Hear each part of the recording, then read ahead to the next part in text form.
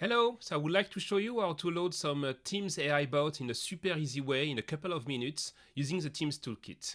So first of all, what you need to do is to install the Teams Toolkit extension inside VS Code. In my case, it's already being installed, but you can find it inside the marketplace, install it. Once it will be installed, you will have this button there. And to create this sample using the new Teams AI library, you need to go inside the view samples. In our sample gallery, you have many samples you may try if you like to. And we're going to play with this sample today, the Team Chef bot. So the Team Chef bot is going to use the new Teams AI library to connect to OpenAI GPT-like logic to be able to pretend it's a chef. It's going to behave like a chef, but to let you cook some Teams applications. So it's pretty fun. So let's click on it. You will have a preview version via video to understand what you will have once you will be able to execute it. Let's create it. Let's use the default folder. And then it will create a new instance of VS Code, so I can close this one and switch this one into full screen. So to make it work, obviously you can first read the documentation, the README, understand how the Teams AI library is working, and go also on the documentation. And then you will need an OpenAI key. So of course, you need to go on openai.com and then create an account if you don't have yet an account, and create a key to be able to call the OpenAI API. So I already done that, obviously, in my case. And once you have this key, you need to go inside the environment part in environment.local.user. And we need your OpenAI magic secret key. So in my case, I put it in my node. So I will copy paste it. And then I will blur this part so you cannot see my key. And once you've done that, if you just want to play with it and learn later on how it works, just press F5. So the Teams Toolkit is going to do a lot of magic for you. First, it's going to register the bot. So there is a bot, and register that into the Azure Active Directory. It's going to register that also in the Teams portal at the end. So it's going to do a lot of magic for you. And if it is the first time you're using the Teams Toolkit, you can go there. You will probably have to create a developer tenant. So in my case, I already created it. So a developer tenant is just like a specific developer environment that really have a full version of Teams, so you can play with it. When you will create the dev tenant, you have the choice to add fake data to really have the feeling to have a full Teams already being created to play with. And then, of course, if you like to install application inside it, you have to enable the side loading to really take your local developer application and put that inside the developer tenant. At last, you can also log in into your Azure subscription. This is not mandatory when you will have to use, if you want to use this sample, but you can also deploy from the toolkit inside Azure if you like to. So in the meantime, we see that the toolkit has been installing all the dependencies. It's been also launching the bot on my local machine. So it's using localhost. And to make it visible to Teams there, it's using a tunneling technology named VS Dev Tunnel. So really to take your localhost and create a public endpoint to make it visible inside Teams. So now I can click add to add that to my tenant. So it's going to take the manifest created by the Teams Toolkit to install the bot inside your tenant. And now I can start by being polite. So say hello. So you say that it's going to ask for my name, and I can have like a basic conversation like ChatGPT, but inside Teams, under a very specific scope of it. So you see, in less than, I don't know, 3 or 4 minutes, I was able to run the sample from zero, if you like to play with it. Now, let's stop it, and let's briefly view how it works before switching the code to make it work with Azure OpenAI this time. So if I'm going inside the prompt, So this is what we name meta prompt. So it's really a way to ask to the AI to behave in a certain way. So in our case, we really ask the AI to behave like an AI assistant that will be named Team Chef. Team Chef is an expert in Microsoft Teams app development. And you, when you're going to use it, you're a junior developer currently learning about Teams application. And what we're going to ask to the AI is to explain new concepts in simple terms using cooking as parallel concepts. So it's really a fun way to learn.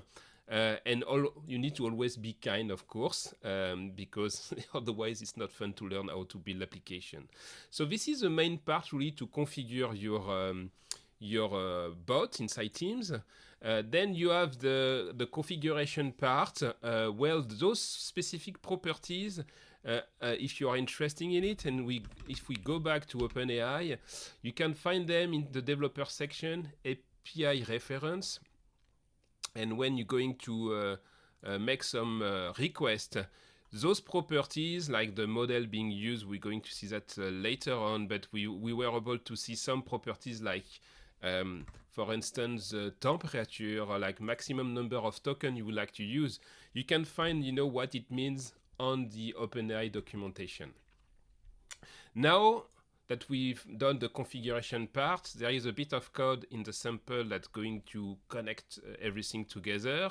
So first, we're going to use Node.js and to be able to expose the bot on this localhost port that will be then available on a public URL using the VS Dev tunnel technology. And then we have those two objects to create, the planner and the moderator. So they're going to be used then by the new bot SDK being used there. In the case of Azure OpenAI, we don't have yet the moderator in place. So the moderator, as you may have guessed, is going to check that you're not behaving in a bad way. So it's going to filter the answer and filter also what you're going to provide to the AI. So I'm going to be kind with myself. So I'm going to remove the moderator. So I just have to then comment this one. And now I need to configure the AI planner to be able to have access to my Azure subscription instead of the public OpenAI one. So for that, simply need to add Azure on top of it. Then, of course, I need to import it from the imported package. And now I've got an error because we need an additional property, which is the endpoint. So in the case of OpenAI, of course, the public endpoint is well known, so we don't have to provide it. But in the case of Azure OpenAI, you will have your own instance of the model being available in your own Azure subscription. So you need to provide us the endpoint to be able to connect to it. So for that, I need to go inside my Azure portal. So of course I will once again hide everything that could be dangerous for me to share. But you see you have the endpoint being available there. So I'm going to copy that to the clipboard. Please note also that you can have access to your keys. So in the same way I was able to have a key from OpenAI and the OpenAI portal, you need also to copy your key there. So I already did that to save some time. So now let's go back inside the code. The endpoint now is well known. So this is this one. And now everything should be almost ready to go. Except two last things you need to modify. First, the default model for now is a text DaVinci model. So if you're playing with OpenAI, we have various models available. So this one is one of the most famous ones.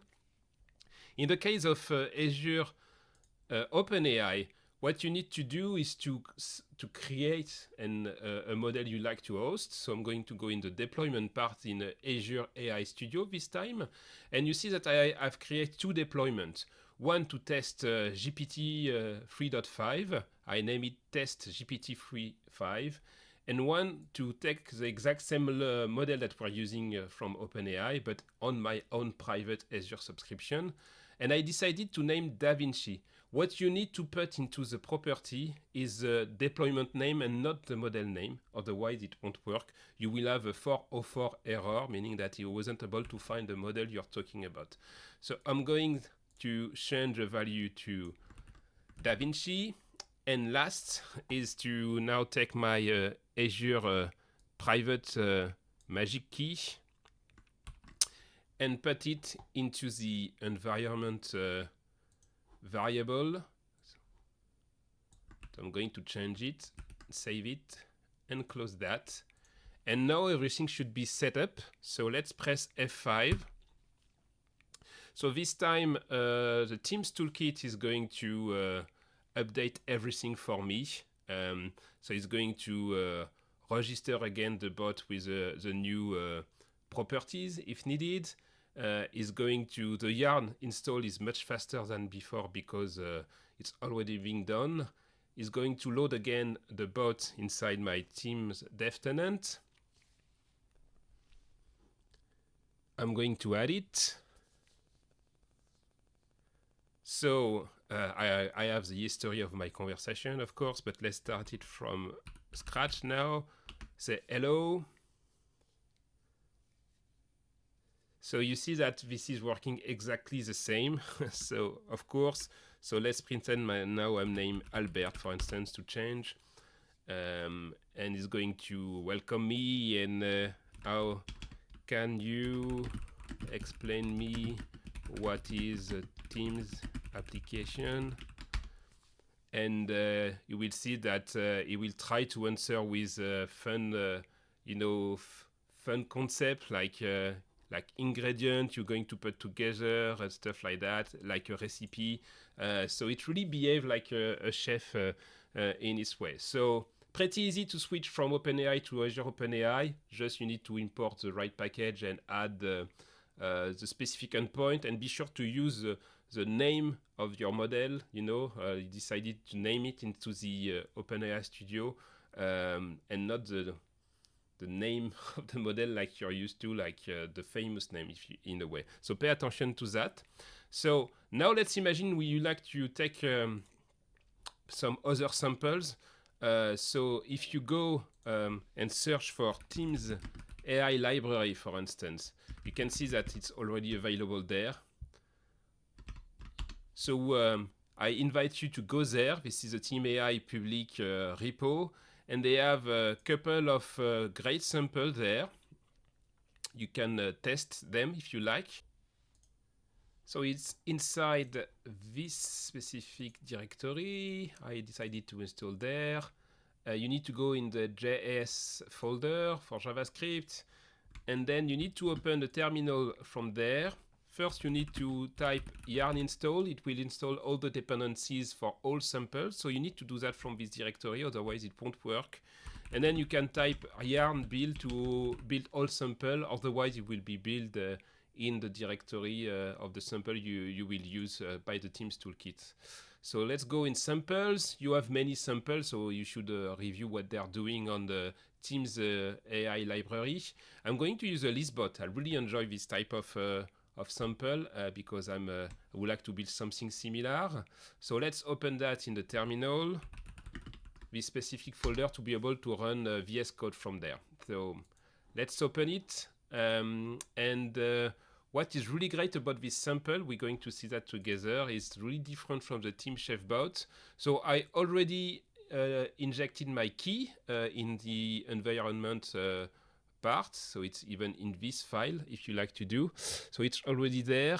And let's have a brief look to what the meta prompt is doing this time. So we are going to ask to the AI model to behave once again like an assistant, but to manage a list of items. And to do that, rather than having a classical discussion, we're going to ask the AI model to return some JSON. That then we're going to map this JSON output to function that's going to do some work. And then we're going to explain to the AI model that we have various actions supported, like creating a list, deleting a list, adding item, and at the last, summarizing some every list being created, and we're going to see that it's creating adaptive card for that. So if we now go to the code, This is basically the same as Team Chef that we just seen.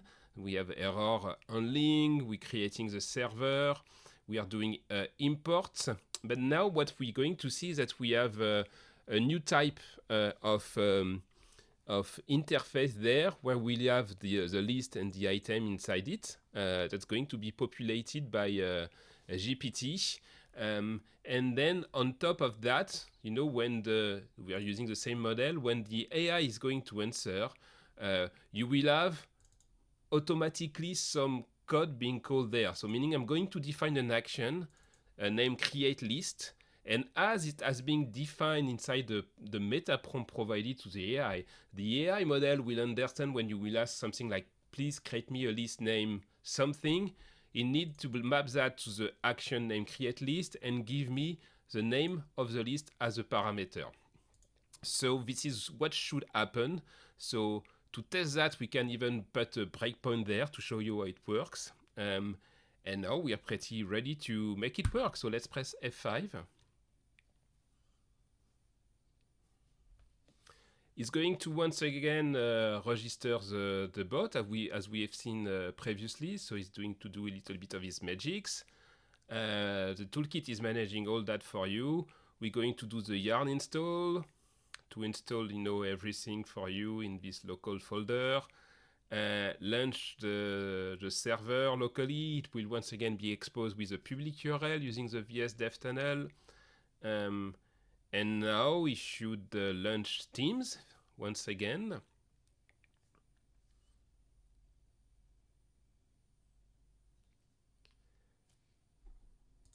It's going to ask me to install this new bot.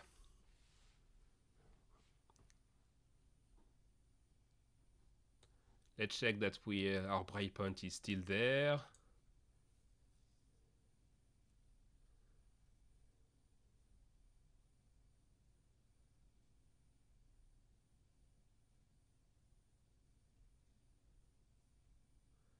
We are loading the Teams web desktop application. And now I'm going to be redirected to the UX to install my bot. We are almost there.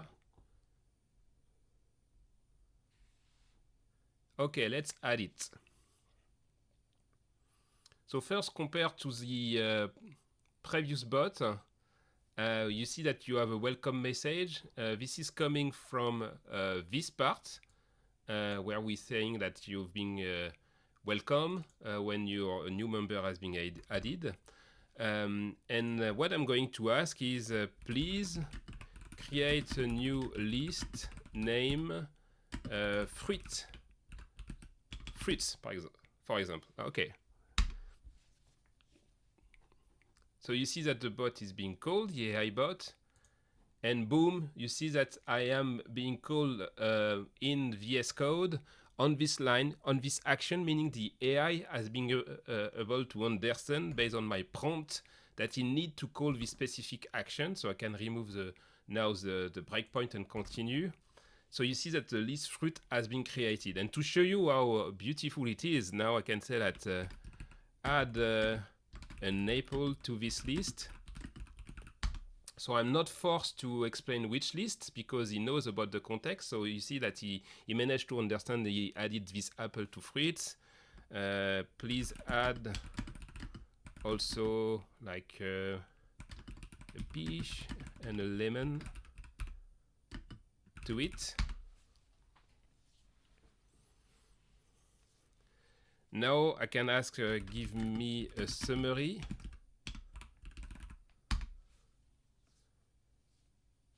So what he will understand is that this is a different action that's being mapped to another part of the code.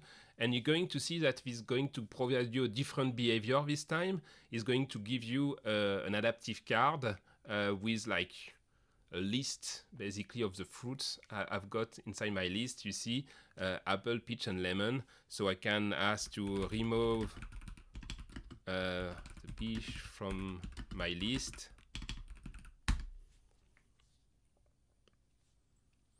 And you see this is working perfectly well. So Thanks a lot to have been following this video. I hope you've seen that how easy it was to start from scratch using the sample gallery of the toolkit. You can also go directly into the sample of the Teams AI library repo and also have the magic F5 experience just by providing your key. And feel free to comment, or ask us some question if you'd like to know more. See you soon!